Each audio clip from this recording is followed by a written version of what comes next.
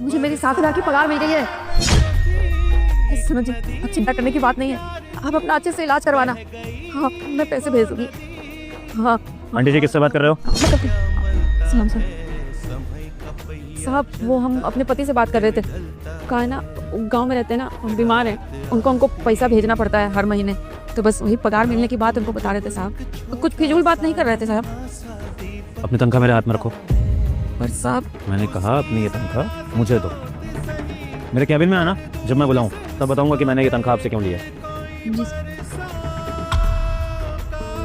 जी साहब जी, बुलाया आपने?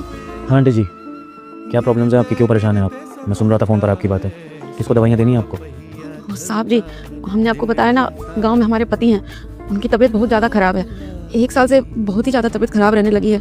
इलाज के लिए पैसे पूरे नहीं पड़ते हैं, घर के खर्च भी होते हैं, राशन पानी किराया वो भी नहीं कर पाती, पैसे भी भेजने होते हैं।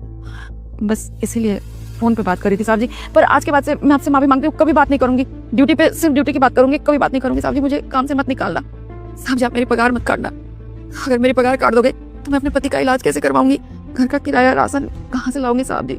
माफ कर दो साहब जी। सर वो हबे गार्ड यहाँ सर के ऑफिस में क्या कर रही है? काम धंधा नहीं है क्या? चल निकल जाके काम कर। तान्या, गार्ड आंटी को मैंने बुलाया कैबिन में, ये अपनी कुछ परेशानियां बता रही हैं, अपनी मजबूरियां बता रही हैं, तो थोड़ा शांत रहो और तमीज से बात करो उनसे। सर आप भी क्या टाइम वेस्ट कर रहे हैं? अरे ये गरीब लोग हमेशा परेशान और मजबूरी रहते हैं। अरे इनकी क्या बातें सुनेंगे आप? आपको पता है ना कितने इंपॉर्टेंट क्लाइंट बैठे हुए हैं, और तू खड़ी है, निकल यहाँ से।